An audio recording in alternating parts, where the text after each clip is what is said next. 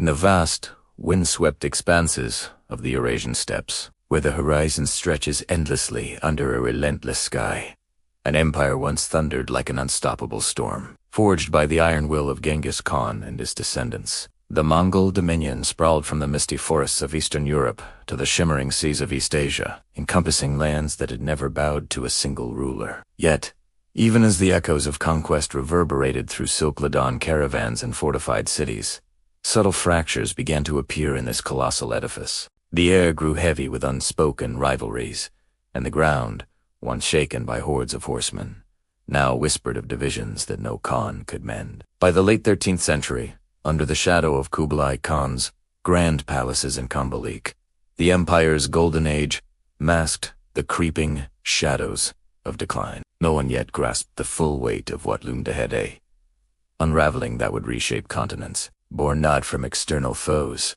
but from the empire's own insatiable hunger for more. Beneath the opulent halls of the UN court, where incense curled lazily through air thick with the scent of exotic spices and polished jade, daily life pulsed with a deceptive rhythm of prosperity. Merchants traversed the revitalized silk roads, their camels laden with bolts of shimmering fabric, precious gems, and talis from distant realms, fostering an unprecedented exchange that enriched the Khanates. In the golden hordes' tented encampments along the Volga's muddy banks, nomads herded vast flocks under crisp autumn skies, their fires crackling with stories of raids long past, while Persian scholars in the Ilkhanites' bustling bazaars debated astronomy amid the aroma of saffron and rosewater. Central Asia's Shagate lands echoed with the clatter of blacksmiths forging weapons, blending Mongol traditions with local customs in a tapestry of uneasy harmony. Families gathered around hearths,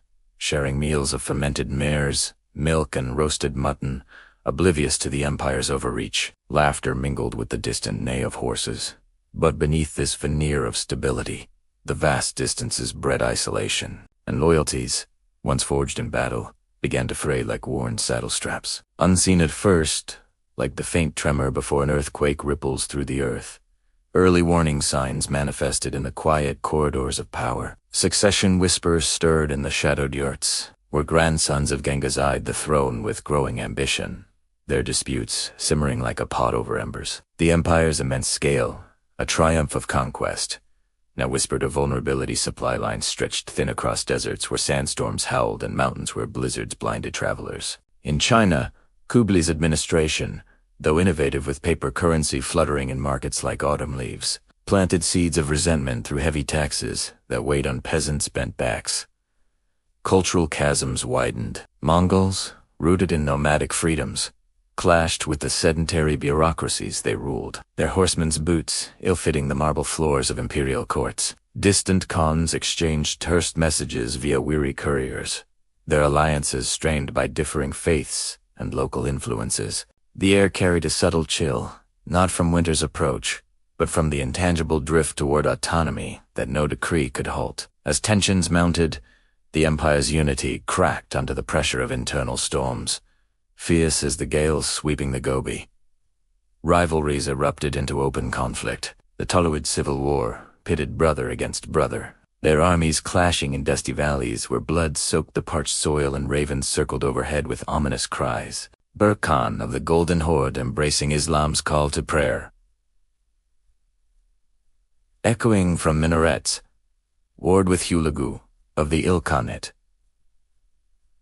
Over territories rich in trade, roots their battles echoing through canyons, with the thunder of catapults and the screams of the fallen. In the east, Kublai's ambitions strained resources, his fleets splintering against Japan's typhoon-lashed shores and disastrous invasions that left wreckage bobbing in salty waves. Economic burdens deepened. Tax collectors roamed villages like shadows, extracting grain from starving hands, while inflation gnawed at the value of currency, turning bustling markets into scenes of hushed desperation. Whispers of discontent spread like wildfire through dry grass, from Persian orchards heavy with unpicked fruit to Siberian forests silent under early snow. Key decisions, forged in the heat of ambition and error, accelerated the downward spiral, their weight felt in every corner of the realm. Kublai, enthroned amid golden tapestries and the murmur of advisors, chose to centralize power in China, alienating Western Khans who chafed under his distant edicts, carried by dust-weary messengers. His successors, lacking his vision, stumbled through reigns marked by palaces rose like mirages, while granaries emptied, their opulent feasts contrasting the hollow cheeks of the populace. In the Ilkhanate, Ghazan's conversion to Islam, announced in grand mosques filled with the scent of burning incense, shifted alliances, but sowed division among traditional shamans, whose rituals faded into obscurity. Overprinting of money flooded economies, devaluing coins that once clinked confidently in merchants' pouches, fueling unrest in crowded city squares where protests simmered like unspoken threats. These choices, made in isolation, echoed across the empire like distant thunder, heralding a storm that no Khan could outride. The moment of irreversible fracture arrived not with a cataclysmic clash, but with a series of quiet unravelings that built like gathering clouds. By 1294, Kublai's death left a void in Kombalik's throne room, where silk curtains hung limp in stagnant air, and the empire formally splintered into autonomous khanates. Their borders drawn in blood and ink, wars between them drained treasuries, armies marching through once fertile lands now scarred by trampling hooves in abandoned villages. Failed campaigns abroad compounded the strange ships lost to kamikaze winds off Japan, expeditions bogged in Vietnam's humid jungles where fever claimed more lives than arrows. In China, natural disaster struck with merciless force. Floods swelled the Yellow River, submerging fields in murky waters that carried away homes and hopes, while droughts cracked the earth like brittle bones. The Black Death crept along trade routes, its invisible tendrils spreading coughs and fever through caravansaries filled with the moans of the dying, decimating populations and shattering the fragile web of control. Human suffering unfolded in waves, as the empire's collapse tore through societies like a relentless gale. In Yuan China, peasants rose in rebellion, their pitchforks and torches illuminating night skies heavy with smoke, as secret societies whispered oaths in hidden caves amid the drip of water and the flicker of lanterns. Families fled ruined farms, trudging along muddy roads where the air reeked of decay and unburied dead, children crying for bread that never came. In the Ilkhanate succession, crises sparked civil wars. Cities besieged with the clamor of siege engines and the wails of the besieged. Streets running with blood under a merciless sun. Nomadic tribes, once the empire's backbone, scattered across steppes now barren from overgrazing, their herds thinning as winters grew harsher, biting winds carrying the howls of wolves. Social fabrics unraveled merchants, barricaded doors against looters. Scholars burned forbidden texts in fear, and widows mourned in silence.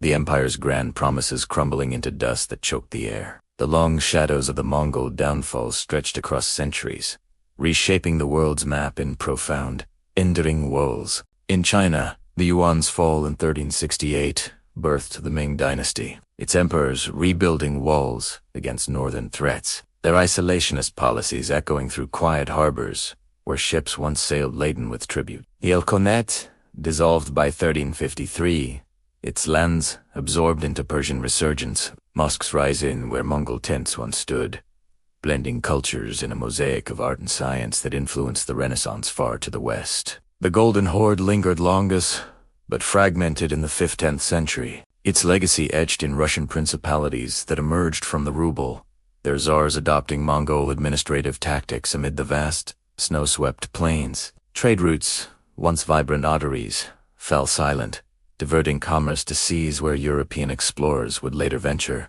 sparking new eras of discovery. The empire's innovations, postal systems, religious tolerance persisted like faint echoes, fostering connections that outlived the Khan's rule. Yet, in the quiet aftermath, the Mongol Empire's story lingers as a haunting reminder of impermanence, where the mightiest realms can dissolve like mist under a rising sun.